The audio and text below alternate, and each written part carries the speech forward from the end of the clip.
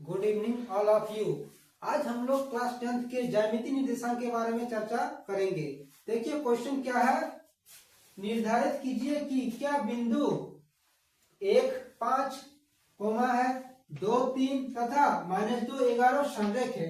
यानी हम लोग पता करेंगे क्या इस जो क्वेश्चन दिया हुआ है क्या संरेख है या नहीं है। इसको हमको क्या करने बोला, पता करने जांच दिखाने बोला है। तो हम लोग कैसे जानेंगे क्या बिंदु संरेख है या नहीं है। इसके लिए देखिए आप लोग दो विधि से बना सकते हैं। पहला मेथड क्या है, एक आप लोग सबसे पहले वो आप लोग संरेख का मतलब होता है कि उसका क्षेत्रफल 0 होना चाहिए तभी संरेख होगा, और नहीं तो ए पहला बिंदु का निर्देशांक जैसे ए, इसको ए लिखिए। ए बराबर कितना दिया है 1, 5। बीच में लिख दिए बी, बी का निर्देशांक सेकंड वाला कितना दिया है 2, 3। 3 नंबर पर सी, सी का निर्देशांक कितना दिया है -2, -11। यानी इसी को हमको दिखाने का क्या संरेख है या नहीं है। तो एक बार ए और बी के बीच की दूरी निकालना है दूरी सूत्र का उपयोग करके।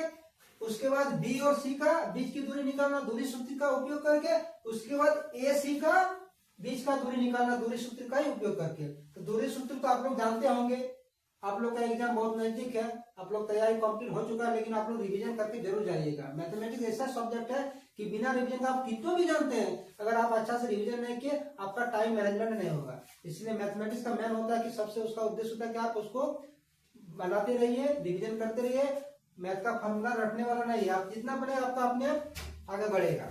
इसका देखिए, और सेकंड मेथड इसका क्या होता है, यानी इसका संरेख होने का क्षेत्रफल अगर 0 आ गया तो आप समझ जाइए कि ये बिंदु संरेख है। अगर क्षेत्रफल 0 नहीं आया तो समझ जाइए संरेख नहीं है। और क्षेत्रफल का मान कभी भी ऋणात्मक नहीं हो सकता। नहीं आपका क्षेत्रफल माइनस में आ गया तो आप उसको लिख दीजिए नीचे में, क्षेत्रफल ऋणात्मक नहीं हो सकता, नहीं उसका आंसर धनात्मक में हो जाएगा।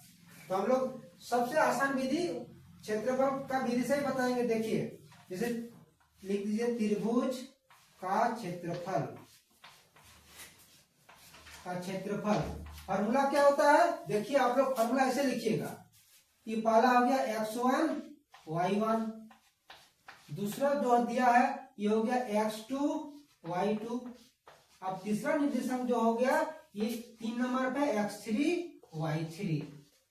सूत्र देखिए, सूत्र आपको पता नहीं है तो कैसे सूत्र आप लिखिएगा बिना याद किए हुए। देखिए 1/2 ब्रैकेट बंद कर दीजिएगा, x ब्रैकेट के अंदर लिखिएगा y माइनस वाई, फिर प्लस दीजिएगा x लिखिएगा, ब्रैकेट के अंदर लिखिएगा y माइनस वाई, फिर ब्रैकेट बंद प्लस x लिखिएगा, फिर ब्रैकेट के अंदर y माइनस वाई, ब्रैकेट से फिर बड़ा ब्रैकेट से बंद कर दीजिए। कैसे कीजिएगा इसका नंबरिंग देखिए, 1 लिखिएगा, 1 के बाद 2, 2 के बाद 3।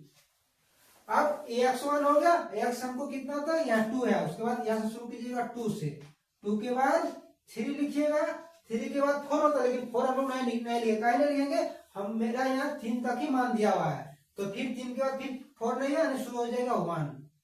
अब x2 लिखा गया, अब x3 लिखिए, x3 के बाद फिर क्या लिखिएगा, 3 के बाद 4 तो नहीं है, फिर कीजिएगा 1 के बाद 2। यही फॉर्मूला, आपको फॉर्मूला का रटने का कोई आवश्यकता नहीं है। पहले आप 1/2 लिख लीजिएगा, x1 बड़ा ब्रैकेट जिसको एक बंद करके रखिएगा, y minus y plus x y minus y plus x y minus y, और नंबरिंग कैसे कीजिएगा 1 2 3। अब 2 से शुरू कीजिएगा 2 3 1, फिर उसके बाद 2 के बाद यहाँ x3 3 के बाद फिर 1 1 2। अब इसमें सब का मान बैठा दीजिएगा, हल कीजिएगा। अगर हल करते आपका क्षेत्रफल 0 आ गया तो आप लिख लीजिएगा बिंदु संरेख है। अगर क्षेत्रफल 0 नहीं आया तो लिख दीजिए संरेख नहीं है। तो सबका मान बैठाइए इसमें। देखिए 1/2 x1 बराबर कितना दिया है 1 ही दिया 1। x2 y2 कितना दिया, देखिए ये बड़ा y है, y2 इसमें कितना है 3 लिखिए, माइनस y3 कितना दिया -11। तो माइनस और यहाँ माइनस क्या हो गया प्लस 11 प्लस x2 कितना दिया हुआ है x2 2,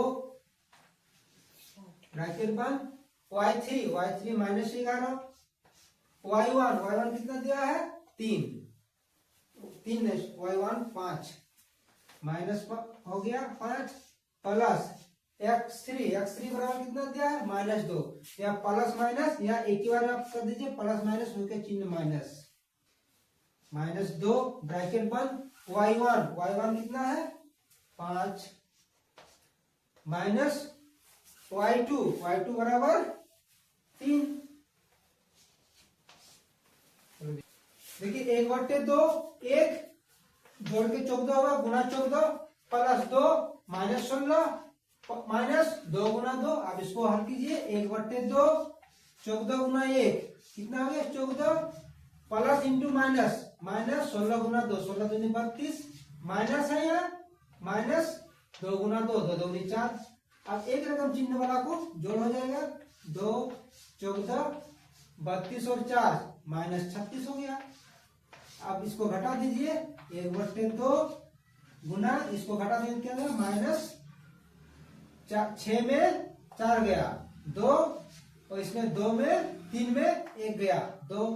अब इसको काट दीजिए 11 से कट गया यानी क्षेत्रफल कितना आ गया -11 यानी ऋणात्मक मान क्षेत्रफल नहीं होगा यानी इसका होगा 11 आंसर। क्षेत्रफल कितना होगा 11 वर्ग मात्रक। तो क्वेश्चन में हम लोग क्या कहा है कि दर्शाइए क्या संरेख है यानी क्षेत्रफल हम लोग का 0 नहीं 0 नहीं आया यानी क्षेत्रफल ये वाला संरेख नहीं है। लिख दीजिए अतः संरेख नहीं है यानी क्षेत्रफल अगर 0 आ जाता तो संरेख होता, क्षेत्रफल 0 नहीं है तो संरेख नहीं है। वीडियो को आप लोगों को कैसा लगा कमेंट में जरूर बताइएगा। इस तरह का शॉर्ट ट्रिक्स आप लोग का मिलते रहेगा।